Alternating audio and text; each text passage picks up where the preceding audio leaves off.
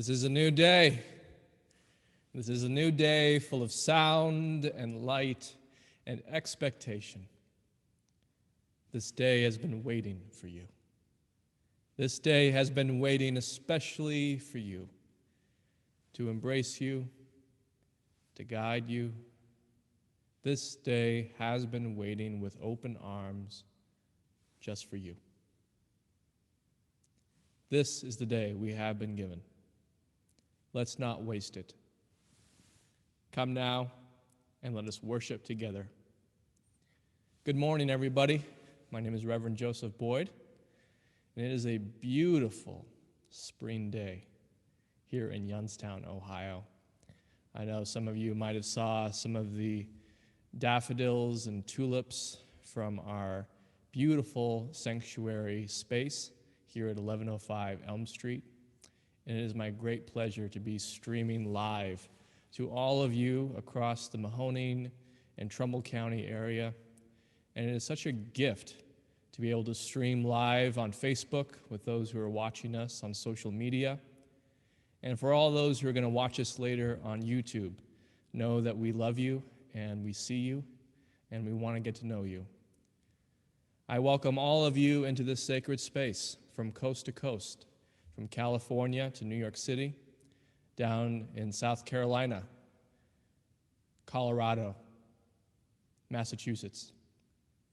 And I welcome all our international friends in Europe, Brazil, the Dominican Republic, Australia. It is such a gift to be alive with you during this time and to get in touch with what really matters, our heart.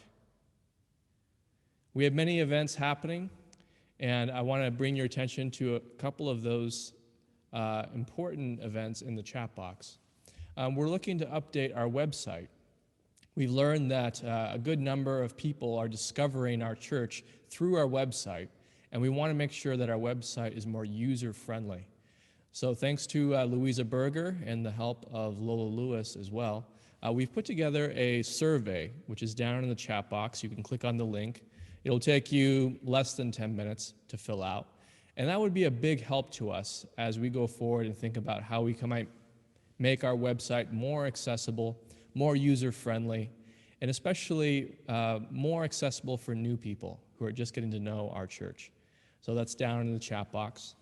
Also, in the update, you may have seen there is going to be a new book group discussing Caste by Isabel Wilkerson. And we're looking to find a schedule that works for a good number of people. And so if you haven't already, go into the update and you can fill out what your schedule is like, and we can make sure that we get a good number of people who can participate in that book group about social caste in the United States. A very important book. And this coming Wednesday at 7 p.m., I invite you to engage with me in the theme of story. That is our worship theme for May, story. It's a very rich theme. I love storytelling in all its forms. Recently, we were part of a theater production with Fault Line Ensemble. I love personal storytelling. I love story through music, story through worship. There are so many ways to tell stories, and some of that might even be nonverbal, the way that we tell our stories to each other just through our bodies and our body language. So I hope you can join me. Again, it's going to be this coming Wednesday at 7 p.m., and we're going to be planning worship for May on the theme of story. So you can join me for that. And down in the chat box, I've also put a question with the assistance of Lola Lewis and Andy Crabb that can hopefully guide our minds as we engage the sermon, and then later during the very brief breakout room session to discuss the theme of the service. And so the question that I put there for all of your consideration is, do you want to be a saint? I don't know if anyone's ever asked you that question. Do you want to be a saint? Why or why not? And again, in the sermon, I'll give you a bit more context for that question. And now I would like to go to Cheryl Elser, who will be offering our chalice lighting from home.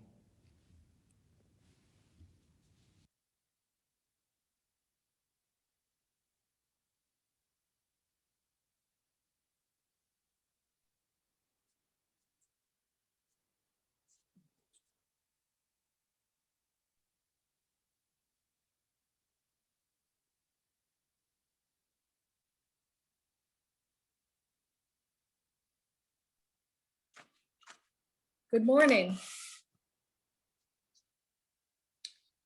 I would like to start by sharing this quote from Elizabeth Harper Neal, author of the book 7 Choices, to set the dialogue for becoming ourselves. I'm convinced the reason we are here is to remember. If we understand memory to be that uniquely human ability to create from the past a sense of meaning in the present and a trembling anticipation of possibility in the future. As humans, we constantly strive to make order out of chaos, our internal and external world, and that how we react to these struggles and insights are influenced by family, life, culture, and heritage. My moment of discovery and insight, or becoming myself, happened in the summer of 1998. My brothers and I grew up in an intact family, typical of the Lutheran German upbringing of the 50s and 60s. We were fortunate to have known both sets of grandparents, loving but very different. I learned tolerance and contemplative thinking from my father's side, and the importance of strong family ties and structure from my mother's side. All was well until I became a teenager. While I loved my family, both parents and grandparents, the paradox that I found myself in was that I felt little connection to the heritage and culture that I was born into. I found my family values too stifling, too staid, and too conformist. It takes a great deal of energy to deny and try to dismiss one's culture and heritage. German food, never liked it. Beer, no thank you. I certainly was very aware of the horrors of the Holocaust and was ashamed of being mostly German. I even stopped going to church. I was becoming a full-blown rebel, according to my family. It took almost another lifetime to embrace becoming myself or understanding who I was all along. I was 45 years old, better late than never, and had the good fortune to embark on a 2-week genealogical sojourn with my cousin, Fred, who had moved back to Milwaukee from Germany to be near his aging mother, who was my aunt. She had started this genealogical pursuit years ago, which led her from Russville, Switzerland, to Pleidelsheim, Germany, near Stuttgart. My cousin had taken over the family genealogical search and needed to go back to Germany and Switzerland to fill in some gaps. Fred had lived all over the world and his enthusiasm was infectious. I willingly agreed to go back with him and help with this research. Both of us had recently lost people in our lives who we had loved and felt this would be a healing experience. We knew that our great-great-great-grandfather had emigrated to Eastern Ohio from Pleidelsheim as an indentured servant to avoid conscription into the then German army. Flying into Amsterdam, my cousin and I rented a car and drove into Germany, enjoying the sights and beauty of a country that I was sure I would never feel any connection to. As we approached closer to Pleidelsheim, I was not prepared for the rush of emotion that I felt. Much of the physical terrain was very similar to Eastern Ohio, where I had grown up. I met cousins who had an asparagus farm, and they invited us to dinner, some of the best food that I had ever eaten. They were so kind and generous and slightly amused at our search for our ancestors. I felt a real connection to this place, and especially when I stood in front of Hasenhof, the timbered home that my ancestor built in Pleidelsheim, with his name and date on the shutters. Johann Melchior, 1798. And I realized that here I was 200 years later in 1998. I was able to put my feelings for Germany and who I was in a different context. I now understand the strengths and weaknesses of my culture and upbringing, but I am not blinded or crippled by it. I can take the good, as in my case, knowing why I need structure and pre-planning. And I can also be generous and forgiving. And I found out that I like really good beer. I have often wondered if it was more than mere coincidence that I stood there in the summer of 1998 and gazed at that house with my ancestor's name and date. This certainly was a defining moment in my life of accepting and letting go of the negativity that at times was keeping me from moving forward. It takes a great deal of energy to deny one's culture and heritage. Through all of this, I've been able to transcend the norms of my culture that I found stifling and rigid. But I was also able to utilize those values and rules that I felt were important to my family life and personal growth. As I followed the route along the Neckar River and marveled at the trials my ancestor must have encountered, I realized that my journey was a metaphor for the personal growth in my life. My journey, much less hazardous, of course, was also a way to escape the attitudes that were keeping me from self-acceptance and self-awareness. I can now embrace my heritage and move on. I believe we always will be works in progress, continuously adapting and striving to becoming our better selves, less critical, kinder, more accepting, and more loving, and to anticipate the possibility of a sense of meaning in the future. We light this chalice to recognize becoming.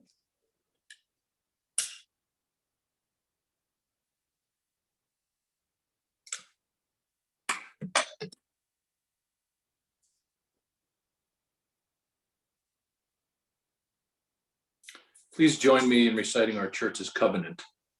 Love is the spirit of this church and service its law. This is our great covenant, to dwell together in peace, to seek the truth in love, and to help one another. Each month, we give to an organization that supports transformation in our community, which is the heart of our mission. In our church's historic commitment to the well-being of our community, we give 100% of our offering to those in need.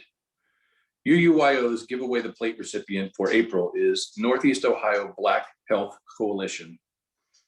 The Northeast Ohio Black Health Coalition is a social justice organization created to address the impact of racism and disparity in the African American community, including policy inequities, historical trauma, food security, research, behavioral health, and addiction, health promotion by working to empower, educate, and advocate for health equity in underserved communities.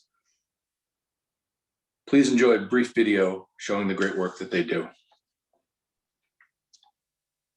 My mom was murdered when I was 6 years old, and I promised that I would use my life to help change the lives of others. Decades later, Yvanka Hall is just as passionate about that promise. This has been a labor of love. Using her organization, Northeast Ohio Black Health Coalition, Hi there, thank you for coming out to deliver with us today. to get healthy food Breakfast items, lunch, snacks. Here you go. into the hands Oh, wonderful. of dozens of families in Cleveland. There's so many that live in food deserts that don't have transportation, that are unable to get healthy foods.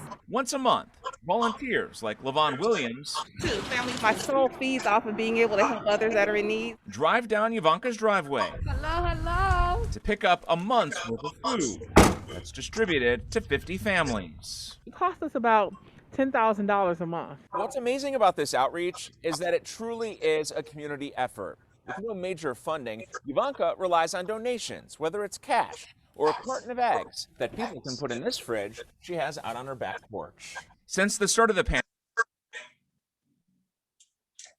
We will now receive the offering that serves as the lifeblood to Youngstown, the Mahoning Valley, and the wider world.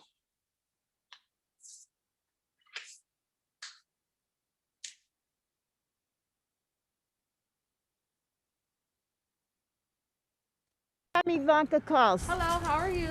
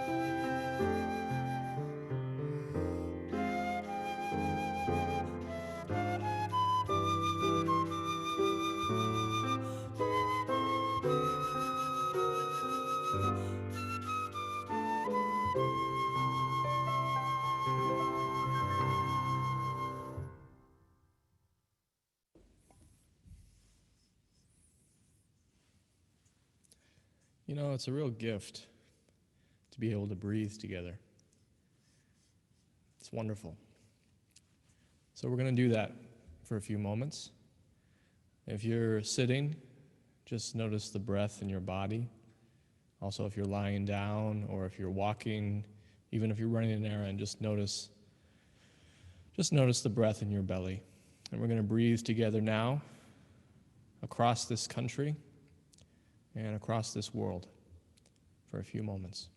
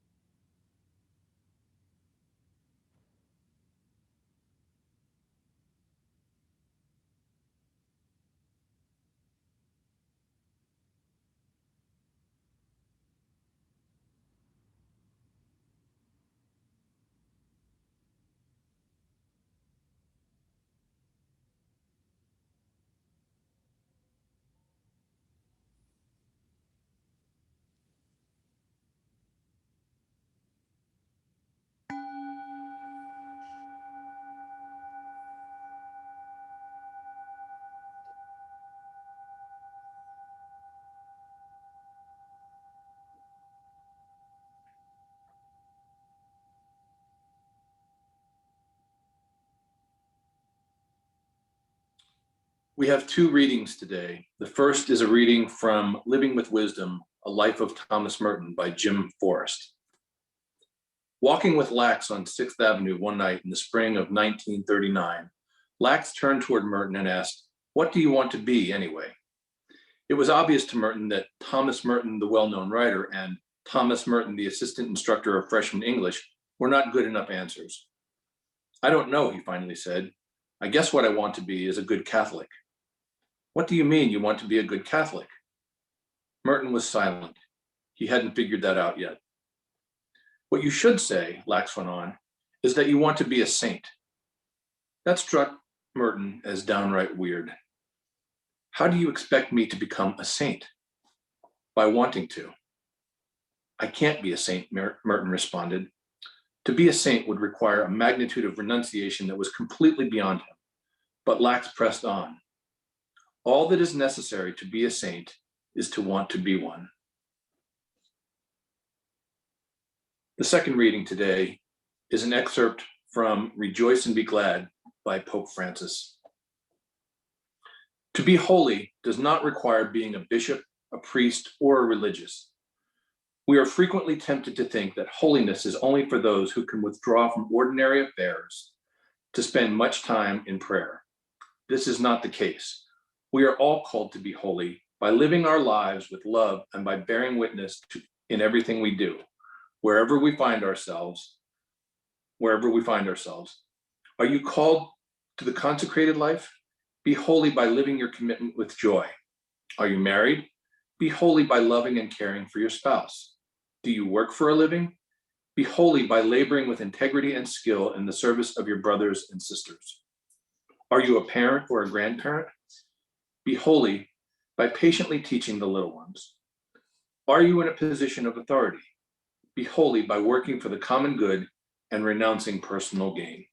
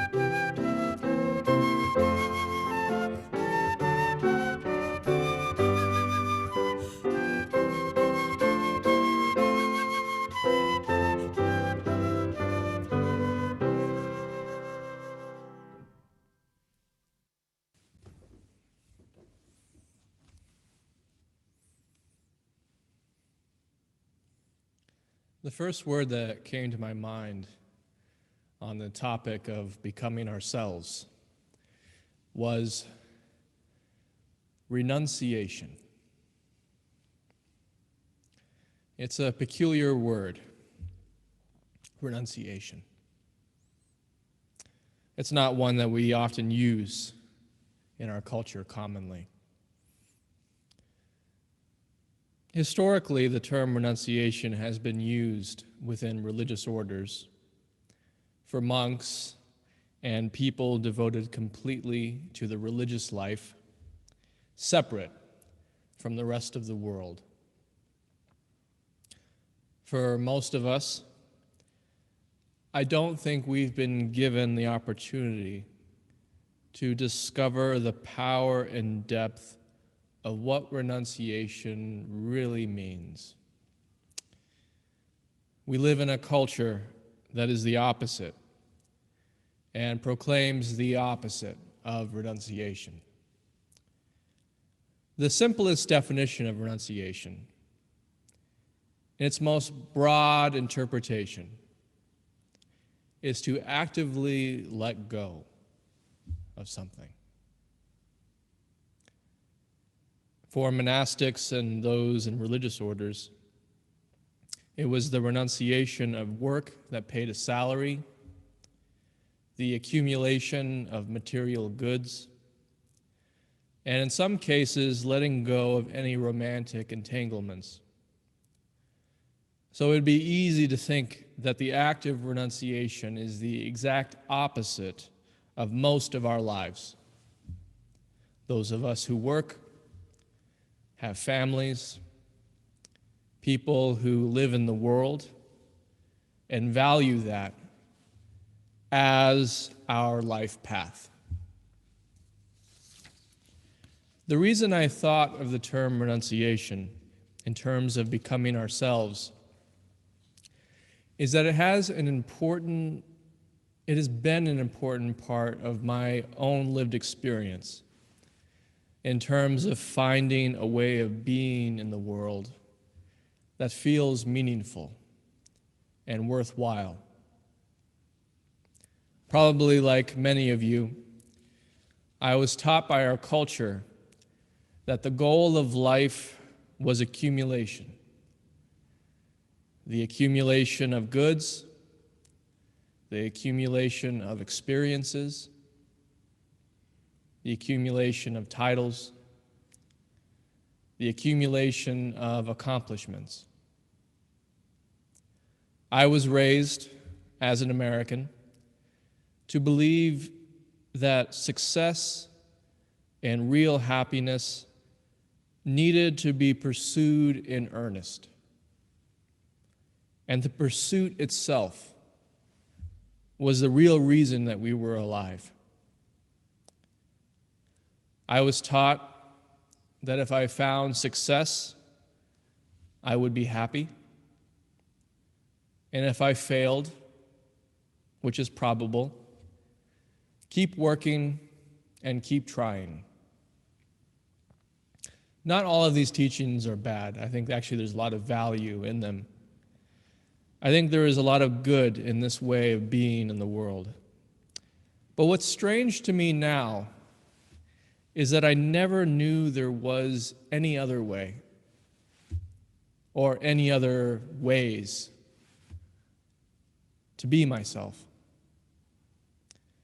I never knew that this was one choice of many. I never really knew that there were other ways to be. Finding ourselves is a big industry in this country. There are many organizations, self-help books, and seminars dedicated to people who want to find themselves. For some of us, the idea of becoming ourselves is never really a conscious thought at all. And we may be skeptical of anyone who with seriousness is seeking the answer to this question. Who am I? Who am I? Some of us have found that leaving that question alone and occupying ourselves with what is at hand is the most wise decision. And maybe that is the most wise decision in some circumstances. But for some of us, the question comes to us. And this question becomes impossible to ignore. In my experience, the question of who we really are comes up during a time of transition. It could be the loss of a loved one, a loss of a career path, a loss of a marriage, or children not living at home anymore. When our whole identity is in need of a shift after something critical, something we've depended on, is now missing.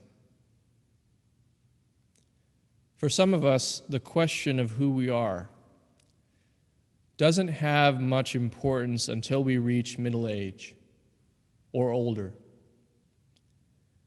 when we see that mortality is real, it's not a theory,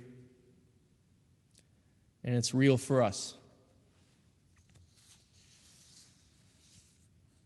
Whether we use the term renunciation or not, for each of us there comes a time when we are asked to let go. We are asked to let go of the way we moved in the world, literally or figuratively. And we are asked to let go of how we know ourselves and who we are becoming, even though we don't have any idea who that really is. I sense that is happening now on a mass scale. We have collectively let go of a critical way of being in the world and are now seeing what we will let go of still in order to become who we're going to be, even though we don't know who that is yet. We may think the answer is accumulation of something that we don't have, which in part may be true. The accumulation of a vaccine, which is important. The accumulation of data and tracking. The accumulation of science to help us imagine who we will become. I do think this is crucial, and it's very important. And I don't think this is the full answer to becoming ourselves as an individual person and as a society. Becoming ourselves is more than the external factors of our life.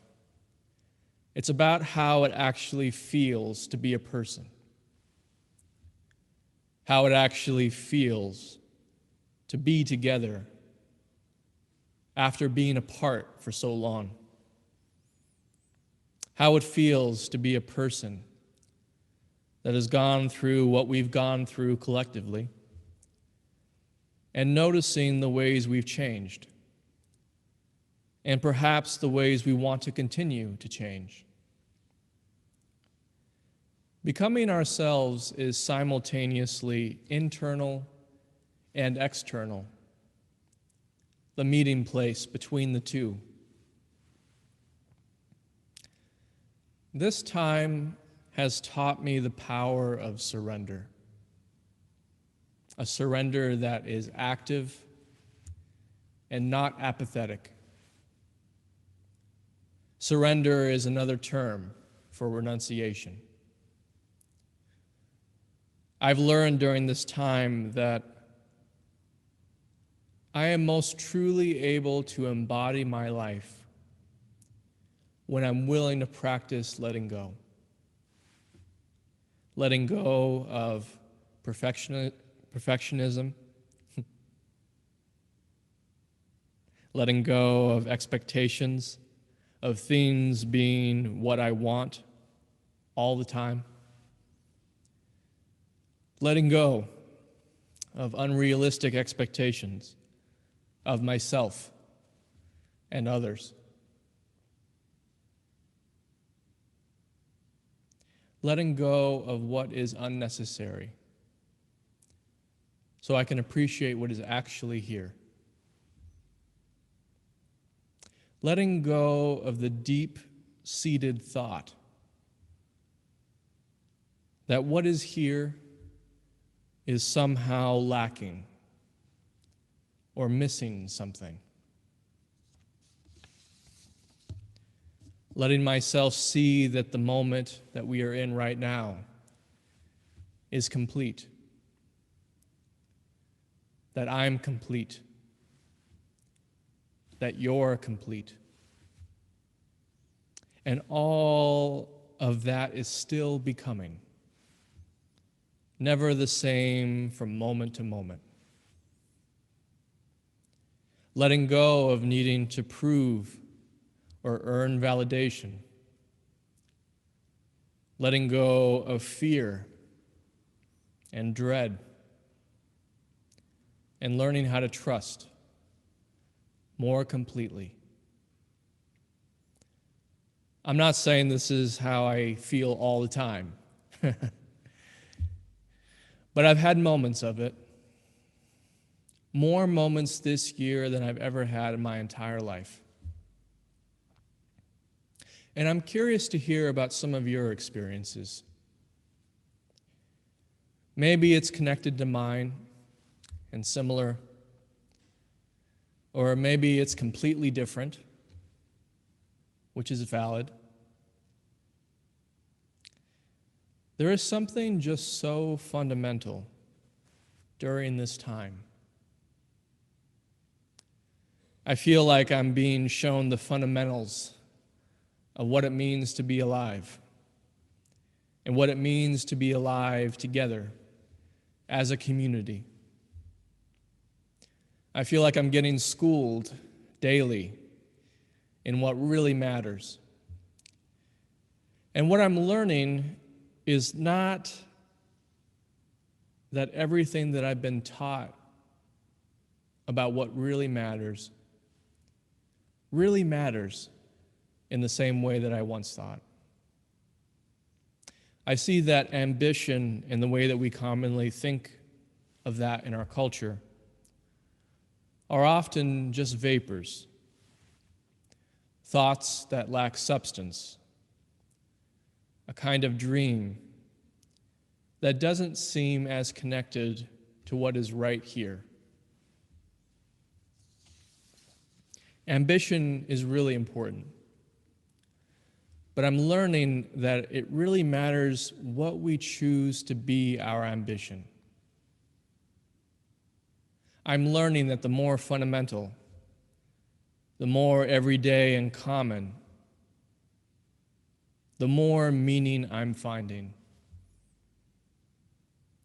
I have the ambition to be present to my life. I have the ambition to be present to the life of my community.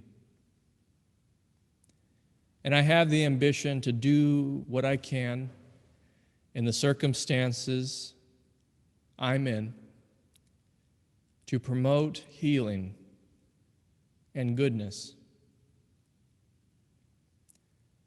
The rest I'm starting to see is worth renouncing, worth letting go. Anything that separates me from my life, from this precious life, anything that separates me from my neighbor, anything that separates me from this beautiful and fragile earth, it's okay to consciously and actively let it go. I love the conversation between Thomas Merton and the poet Robert Lax. Lax gives Merton a new ambition, one that he never before considered. Merton just wanted to be a good Catholic, a vague, non-committal kind of ambition, without much risk or sacrifice, and also without any real joy or aliveness. I can see the thoughts bubbling up in Merton's head. Who do you know who wants to be a saint? And probably the follow-up question, aren't people who want to be saints kind of insufferable to be around? But Lax, he insists, you should want to be a saint. And he offers some wise counsel about what that really means. To become a saint is to want to be one, to have the ambition, the desire, is to fulfill the promise. The desire to become a saint is to be a saint. It's the right place for your desires to be. That's all it takes. Any of us can be a saint. But we have to want it.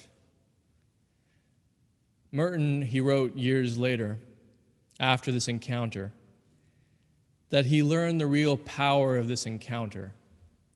He learned and wrote later in his journal, to be a saint means to be myself. An unexpected revelation. When our desire is aligned with being a saint, we become ourselves.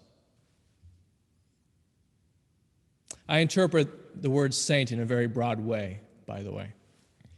I don't think we need to get trapped in a limited idea of sainthood with our checklists of what it takes to really be a saint.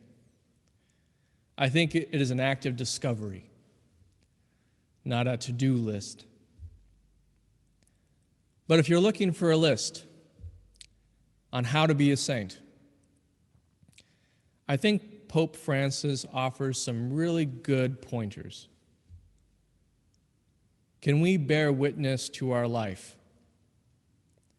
and seek to do good in whatever circumstances we find ourselves in? Can we be true to our word and appreciate those who live with us?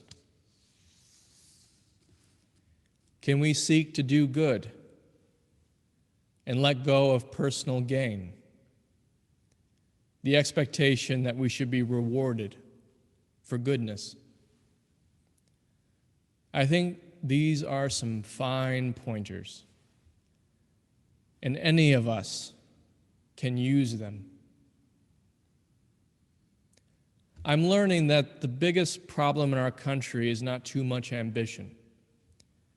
It's too little. The ambitions most of us have and have been raised to have are too little compared to the task of truly becoming ourselves.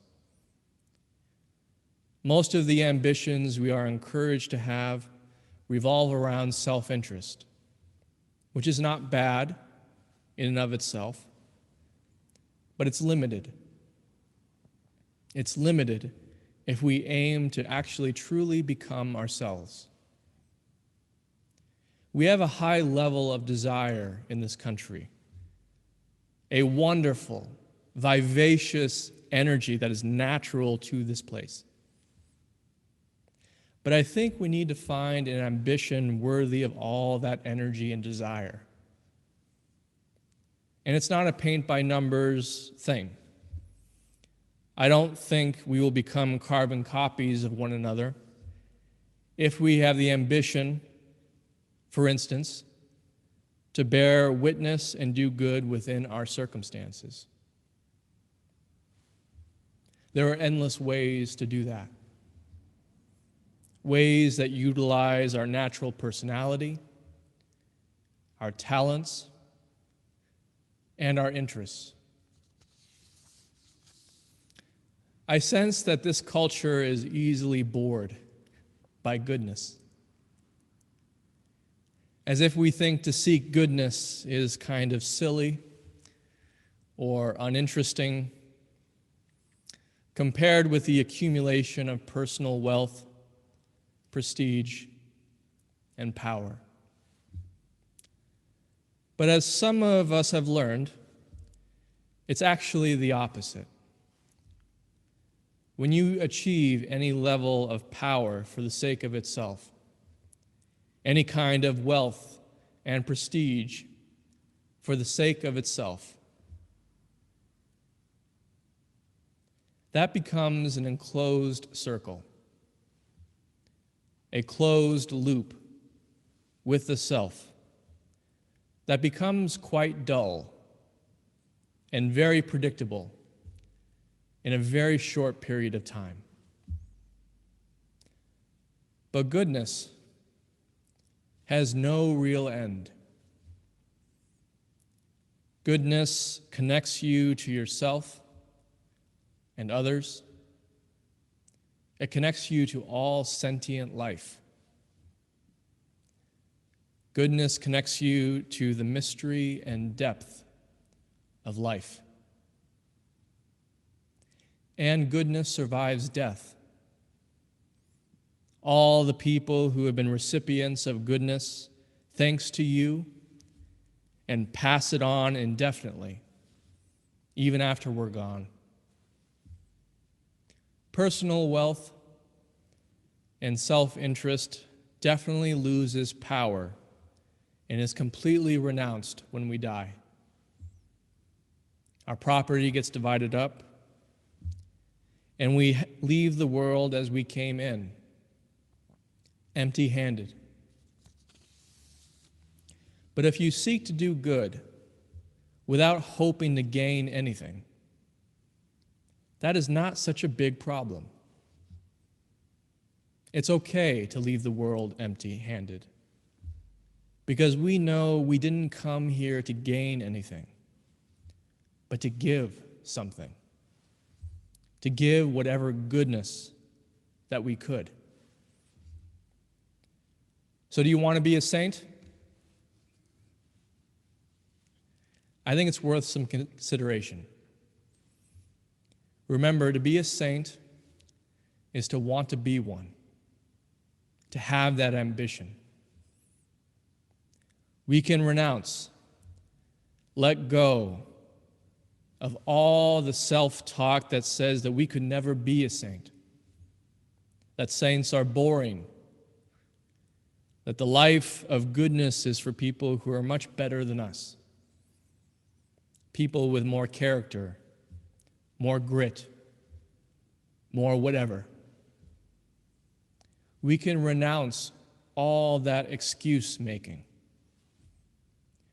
We can choose to renounce personal self-interest as the only reason that we're alive, and see something that includes our person but is much more expansive. If you don't want to be a saint, I think that's fine.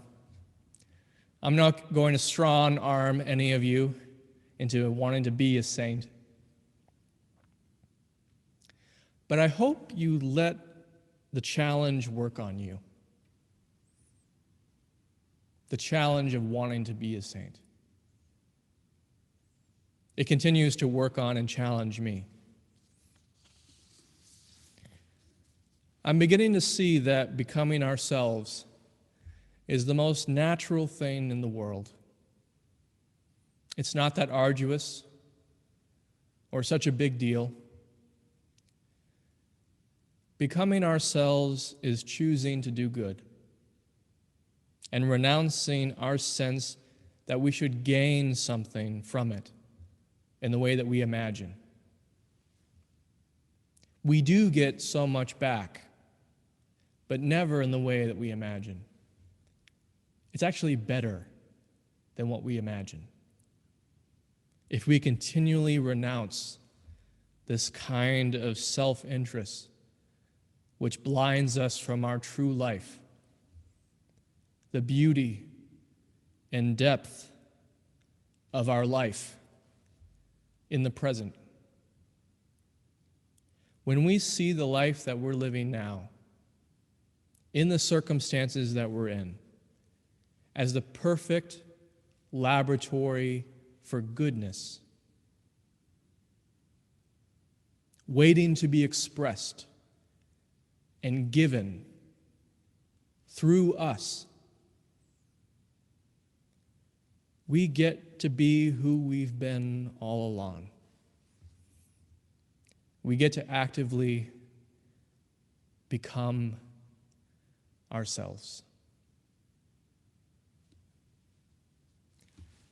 Please pray with me. Spirit of love, we are grateful for the opportunity to be alive on this day. We are grateful to have the opportunity to feel the sun on our face. We are so grateful for the opportunity to make new friends here in this community and to become ourselves. Please help us to be gentle with ourselves and with each other. Please help us to practice compassion for ourselves and for each other. And please open our eyes and our heart and all senses that we have to the beauty that is our life. All this we pray. Amen.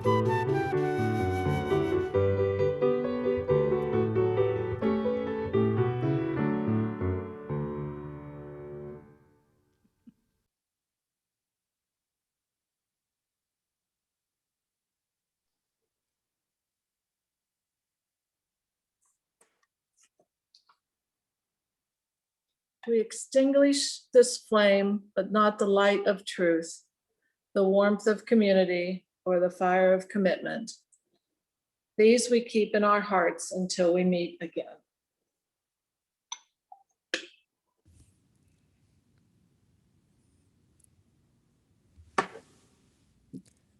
As you depart, please remember the one great fact. You are loved and never truly alone.